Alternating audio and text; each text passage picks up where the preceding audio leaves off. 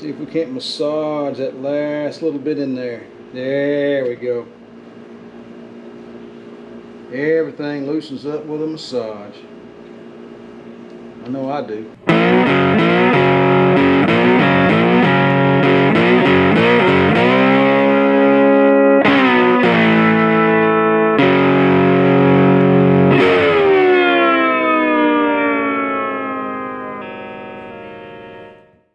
Welcome back to the garage, everyone. I got the old cell phone out with the light on, and only because it gathers up the details really well, actually much better than the GoPro. So, I wanted to start off today by doing a staring comparison against the Mercedes front seal and a Euro front seal. So why do I have a Euro front seal? Okay, so the vendor I bought the Mercedes seal from is going to refund my money, and I got a new one from them, and it's coming in the mail. It's going to take a few more days to get here. In the meantime, I said, you know what? These things are so cheap, the Euro ones are. I'm just going to order one and just see what it looks like. And I wanted to take a look at this junction between the straight part and the curved part. Now, in this Mercedes seal, some of my viewers had mentioned that, you know what, this is probably an older part, sat on the shelf a long time, and this junction between these two sections just simply came apart. And I don't know what methodology is used at the factory to join a curved section with a straight section. I don't know if it's heat, adhesives, vulcanization. Couldn't tell you. I'm not a rubber expert, clearly. But this one didn't last. It just keeps breaking. If I tug on it some more, it'll just come right off. So I wanted to find out whether or not the Euro branded seal did the same thing, and sure enough they do. I would say that the junction here it looks somewhat amateurish, actually. And you can see where it was sort of blended in, and looks like some sort of an abrasive was used there. I'm guessing, I really don't know. I'm assuming it's a combination of heat and adhesives. I really have no idea how these two sections are joined together. If some of you viewers know the process, fill us in and put a comment below. That'd be very interesting, actually. But this one, not so much. Now, I will say this. The Mercedes part, if you grab this rubber and it's a lot stiffer. It's much more substantial feeling, right? If you grab the Euro branded seal and do the same thing, it's a lot squishier.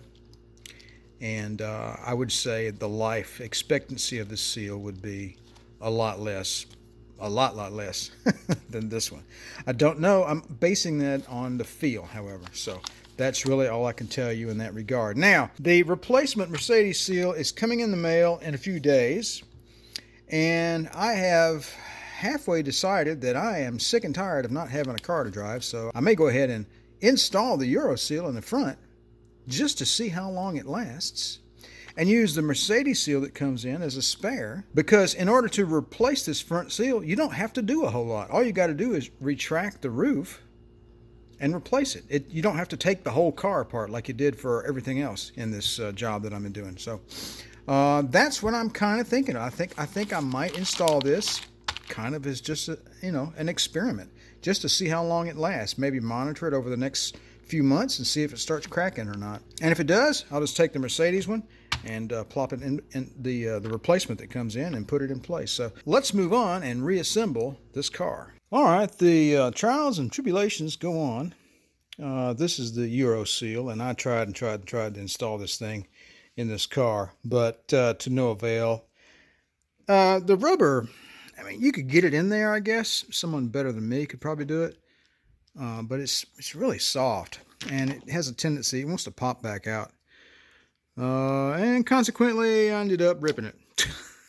So, which, wasn't that hard for me. So the tools I'm using are plastic, but they're not, that's the tip of it. So I guess I got a little too aggressive. However, I did the same technique on this. This is what's left of the Mercedes seal. Okay.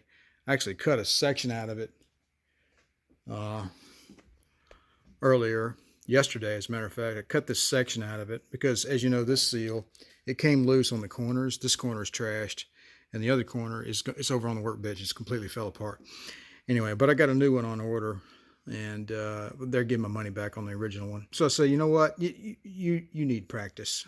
So this is what I did. I cut this piece, this short piece, and I simply got in here yesterday and started working with this. Learned a few things. This Mercedes seal, this bottom jaw and the upper jaw interact with one another in a proper fashion. That is not so much with the cheaper Euro seal. It's harder. It's really hard to get the upper jaw to fit inside the lower jaw on the cheap Euro seal. Another thing is here, when you get this thing in place, what you're going to do is take your lower jaw and kind of put the seal in here, kind of like this is right side up, right? You want to kind of twist it in this fashion.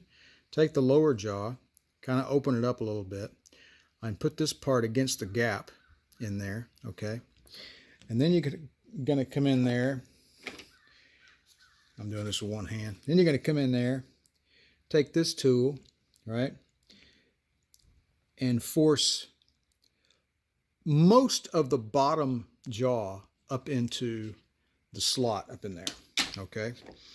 You want to get it as far as you can. Now you got various steps here that grip this thing and hold it in place, because there's a piece of sheet metal underneath there and it sticks straight up, real thin sheet metal. And these little steps, okay, right there, they grab onto it. Now, so I got it up in there at like the first or the second step. Now that's good enough to hold it in place. Now you're going to come in on the top. All right, so I came in there with the tool and just basically poke the bottom jaw up into the gap. Okay. Now what you're going to want to do is come in here, and I've been using this stick. I like the stick. It's pretty good. So I'll come in here and I'll take the corner of this tool and I will jab it up against that. Okay. And with this pressure here, once that little bit gets up inside there, the stick can push it on up in there. All right, so as I mentioned a moment ago, so I took this and I've got the bottom part tucked up in there pretty good. Now I'm gonna come in here with a little pressure. I'm just going to tuck that little corner right there and then press it in. Tuck that corner, press it in, tuck that corner, press it in, tuck that. Tuck and press, tuck and press. Now, let's see if we can get the view here. All right, now we have this view right here, right? You got these 3 steps here, okay? Optimally, from the factory, you would want that sheet metal to end up in this final V right here. And I wasn't able to get the sheet metal to, get right up in there like that, right? Where all of these steps are up inside the channel. All right, I've come to the conclusion that I'm gonna have to break down and take this thing off. I didn't really want to do it, to be honest with you. I've already taken this metal strip off of the front of it. Just holds just have a few screws there, 6 screws across the front of that, and that comes right off. And then of course we have these 2 arms lifted up from either side. They just pop right off. And this thing has got a spring down in here that does that, and it's held in place apparently by these, they're not really clips, but they're, I guess, spring-loaded hold downs. They're not spring-loaded, they're a press fit, and by golly, that rascal is in there. So it's going to take some prizing to get it off. In order to get the final bit of this seal up into this channel, there is no way to do it with this in place. This has to come off. If you can do it with this in place, more power to you. I can't. So I got to get this off of here. I've been doing some research, and it's just not in there all the way. I've got to that last step in there, but the whole thing has got to be in there. It just won't be right. So this has got to come off, and that's all there is to it. So let's get busy. Still a plastic wedge. How about a screwdriver? I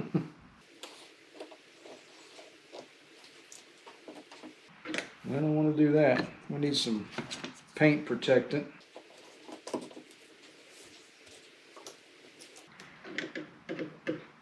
I don't think this is going to work.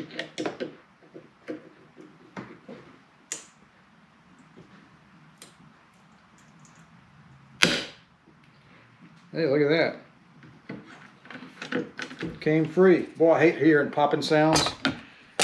It's very disconcerting.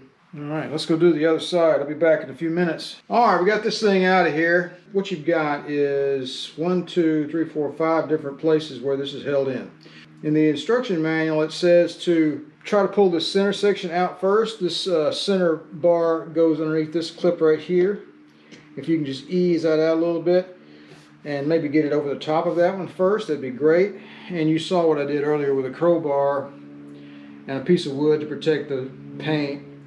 And I took a screwdriver and I put it underneath this press fit. It's basically a piece of metal that looks like that, and it goes over the bar in that fashion, right?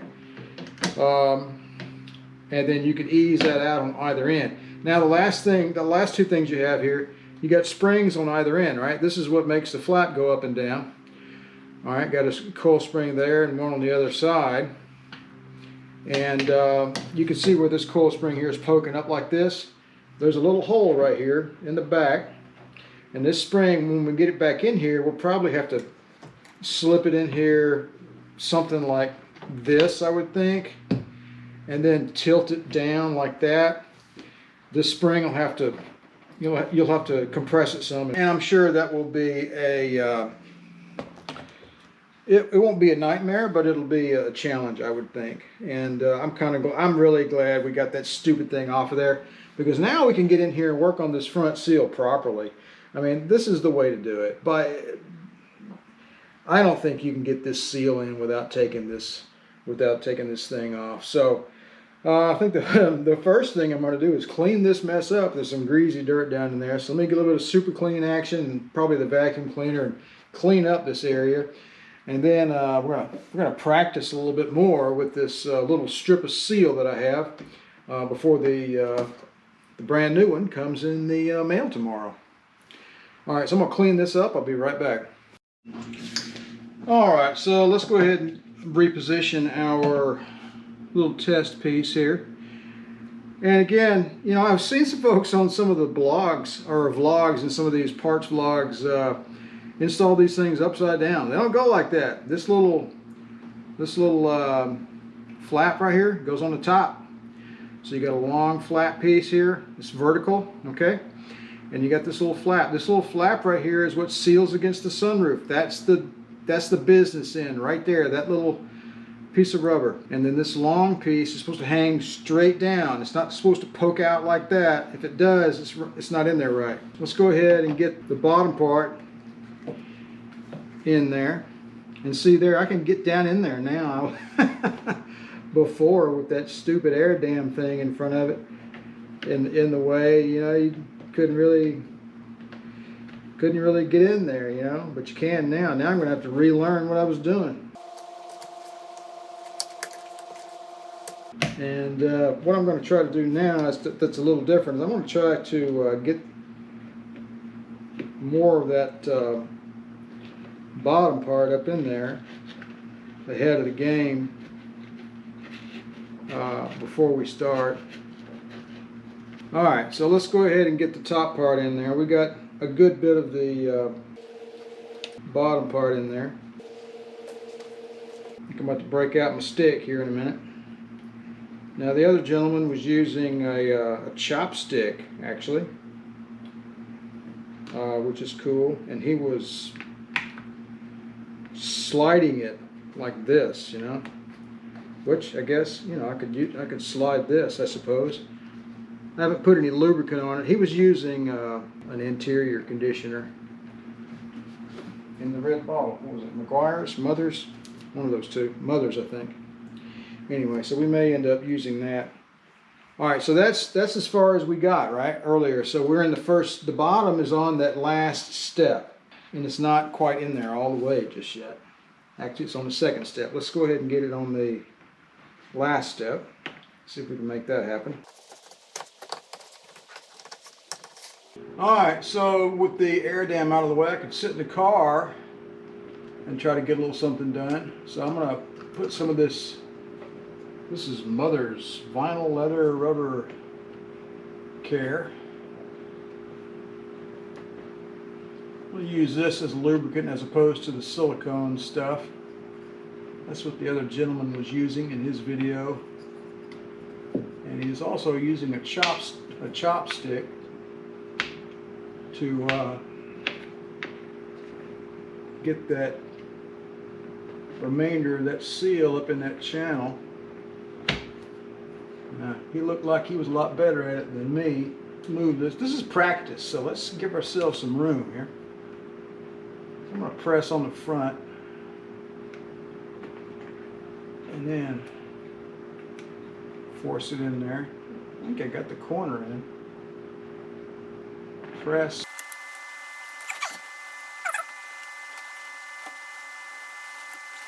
Oh man, look at that. Once you get it a little bit in there, surely not. Surely it was not that easy. It wasn't that easy. I wish I was taller.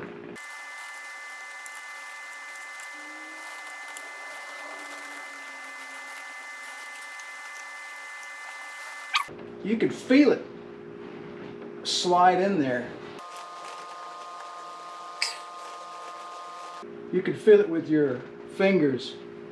See this part over here? It's in there. This part right here is being stubborn. Don't know why. That's just the way it goes. And you'll have to work at it from underneath with the chopstick a little bit. And then press on it with your fingers up top.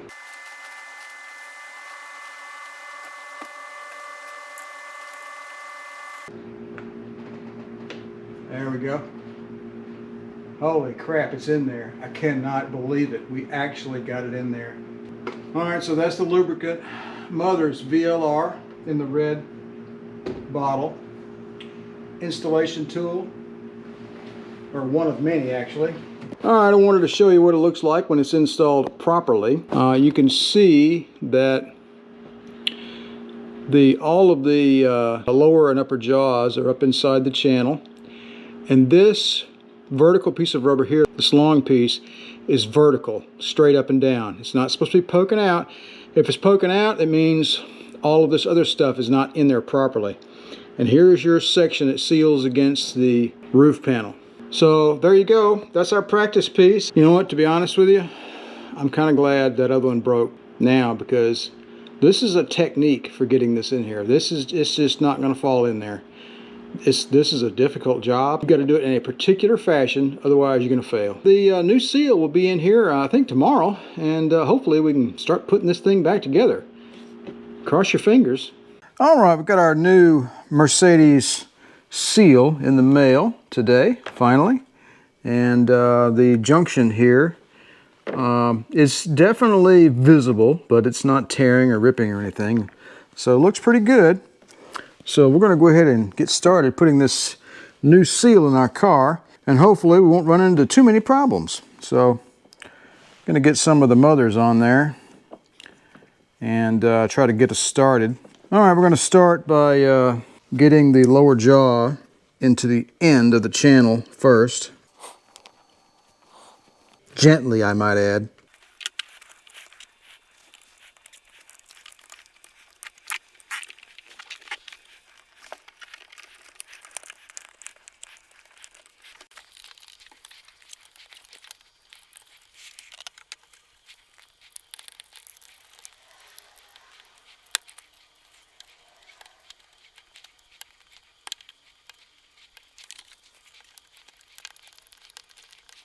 I would say the blue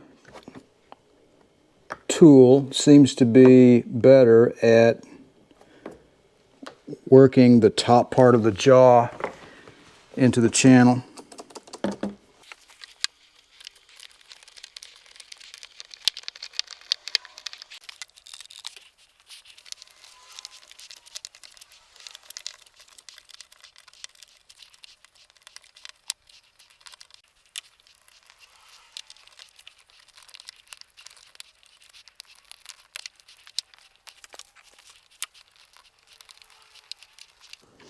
It's official.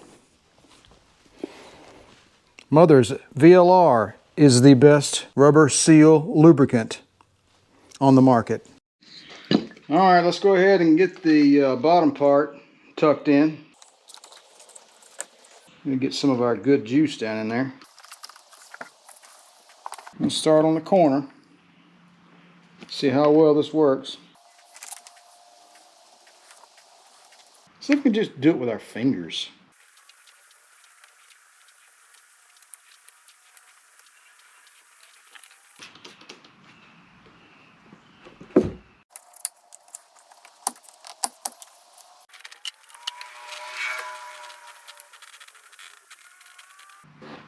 All right, we've got a little bitty section right there started. that's something at least. Man, that is tough. I mashed it in from the bottom with the chopstick a little bit, and then I was able to shove it in some more with my thumbs up top.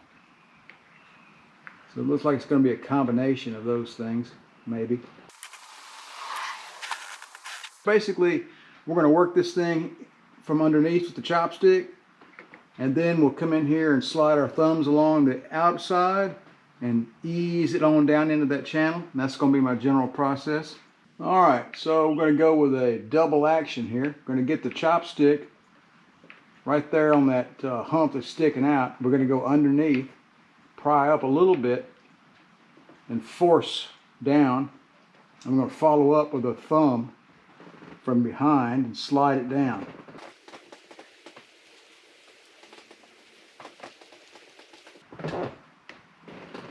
Alright, we ran out of lube. Look how easy that, well, I wouldn't call it easy, but it's way easier than it has been, by golly. I'll tell you what. There's a few problematic areas. The corners are tough. I'm not done over here, but I'm getting my chops. I'm getting my chops going on here, if you pardon the pun. So I got, gotta get my practice set up, because I don't want to tear this. See, this corner section is joined, and I don't want to tear that. So I'm trying not to do that. I didn't tear it last time now. I don't get you, just relax. But I'm trying to get practiced up enough to where I don't do any damage. Okay, all right, I'm going to keep on working. We'll be back in a few minutes. All right, I had to get up out of the car and stand on top up here. Basically, this corner right in front of this rail, it's a pretty tough spot because you got this piece of plastic in the way. I'm not sure how that comes out. Probably could have taken that out as well. Made my life a little easier. But I just came in here with the same technique with the chopstick, moving it back and forth firmly but gently, and then coming back behind it with my finger and doing a massaging type thing back and forth, and then just being really patient. The corner's pretty tough, but we got her in there. I think the passenger side is done. Let's go ahead and move on to the driver's side. All right, I'm going to try to get this corner done first.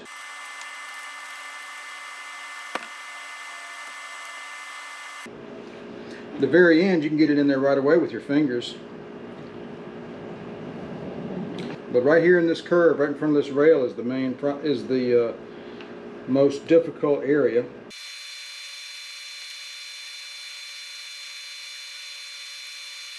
All right, we're going to leave that alone. We'll come back to it. Let it rest for a little bit.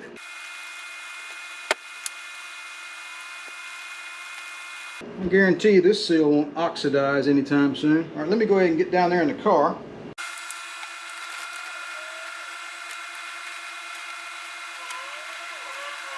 All right, that center section is going to be a little challenging. All right, I had to get up on top of the car here to work this center section in there. I tell you what, the chopstick, man, that's good to go. I'm telling you.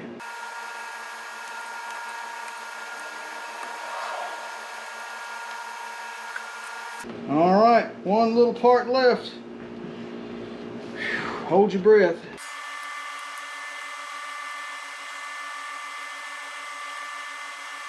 See if we can't massage that last little bit in there. There we go.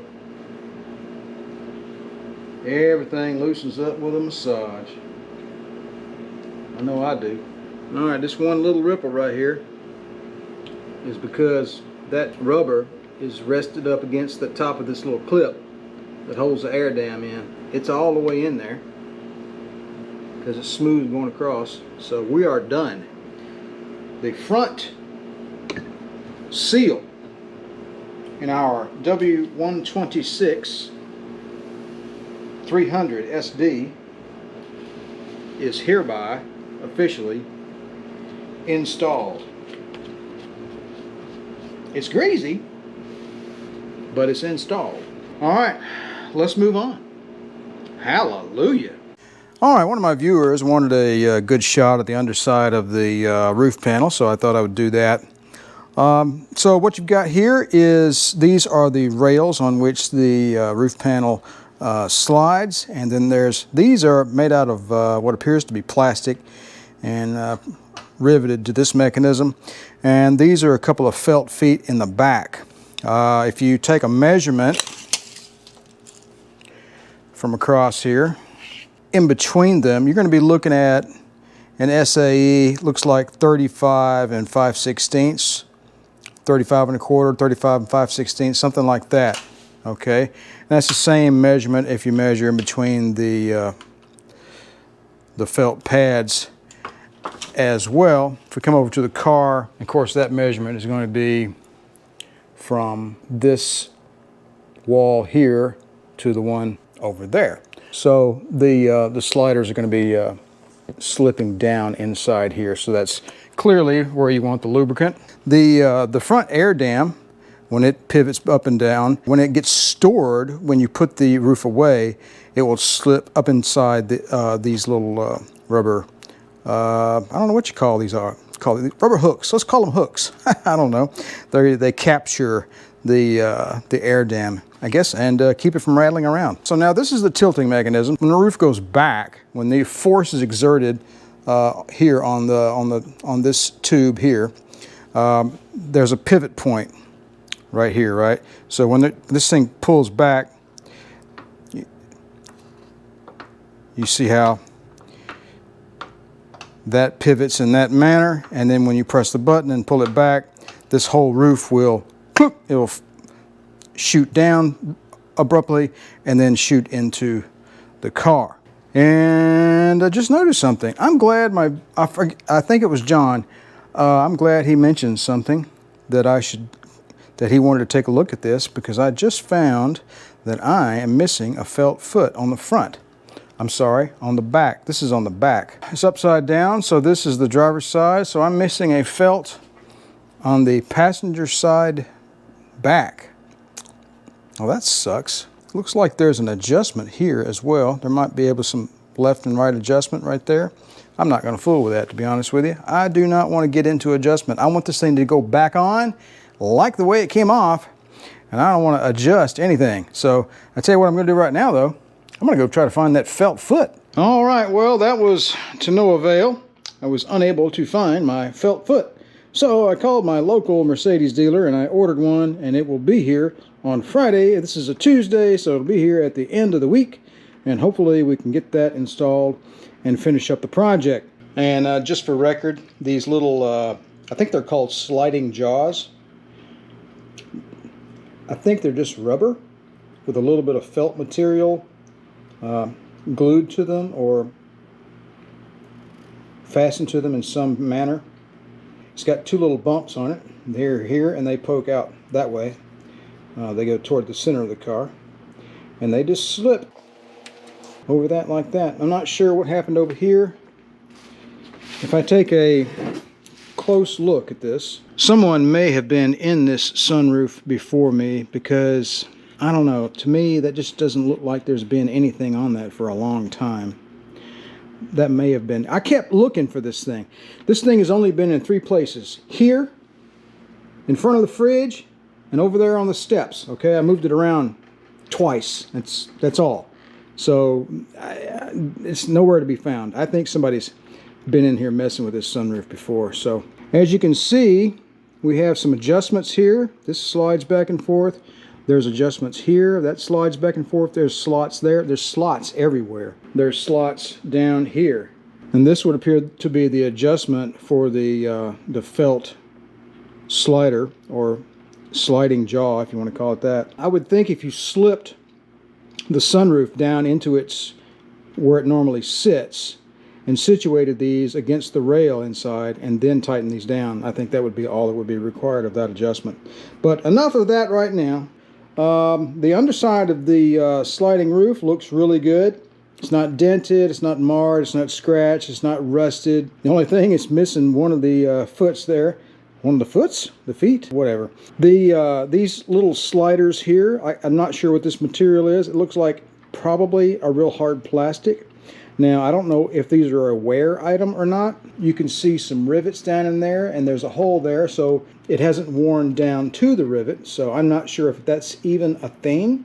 But anyway, just saying. So this is your pivoting mechanism. When you press the button, I just think it's kind of cool. It's very mechanical. I mean, there's no brains about it. It's just pure physics, levers, fulcrums, hinges, pure mechanics. And that's pretty cool. All right, so I've got this guy here on order. And we can't do anything without that, so I'm not going to make a move until I get that in.